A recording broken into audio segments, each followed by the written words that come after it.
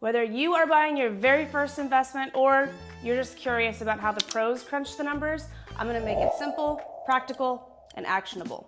And we're gonna start with the big picture. Why analyze? Before you ever buy a rental, you need to know if it's actually gonna make you money. A lot of rookies skip this step and just hope for the best. And that is how you end up with a money pit instead of a cash cow. So let's dive into the basics of property analysis. And first, you're gonna figure out what the property is actually worth. Use a comparative market analysis. I've said this before, it's a CMA. Look at what similar properties in the area have sold for recently. Check online resources like Zillow, Realtor.com, or even reach out to a local real estate agent to help you run comps. For a quick estimate, you can use the 1% rule. If a property is listed at $500,000, you want to see at least $5,000 a month in rent, but this is just a starting point, not a guarantee. Next, you're determining the market rent. You need to know what you can realistically charge monthly. Don't trust online estimates. Pretend you're a tenant. Check out what similar homes are renting for on sites like Rentometer, Zillow, or Rent Cafe. Call around, talk to landlords, look at properties with similar size, condition, and amenities, and be conservative. Overestimating rent is a rookie mistake. If numbers still look good with a lower rent, then you are in a safer spot.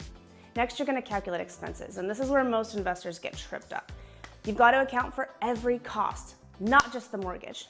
Here's what to include: your mortgage payment, principal and interest, your property taxes, your insurance, your repairs and maintenance, property management fees, if you're not managing it yourself, and HOA dues if applicable.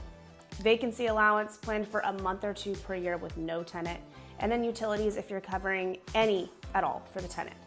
Add these up for your total monthly or annual expenses. Next is crunching the numbers. Here are the big three. Cash flow. Cash flow is the total rental income minus total expenses. So if you're making $7,000 a month in rent and your expenses are $6,000 a month, your cash flow is $1,000 a month or $12,000 a year. Next is your cap rate. That's your net operating income, or NOI, divided by the property value times 100. NOI is your income minus all the expenses except your mortgage. A good cap rate varies by market, but 6 to 8% is a common target in Silicon Valley in particular. It's closer to 4 to 5% here. Cash on cash return. It is the annual cash flow divided by the total cash invested times 100. So if you put $150,000 down, your annual cash flow is $12,000. Your cash on cash return is 8%. Next, stress test your numbers. Don't just look at the best case scenario. What if you have vacancy for 2 or 3 months? What if repairs are higher than expected? What if rents drop? If the property still works with these what ifs, then you're on the right track. Next is do your due diligence. Finally, before you buy, inspect the property for hidden issues, review lease and tenant history, double check your numbers, ask questions, and get everything in writing. Remember, analyzing rental properties isn't rocket science, but it does require attention to detail and a willingness to be honest with yourself about the numbers. If you follow these steps, you'll avoid rookie mistakes and set yourself up for long-term success.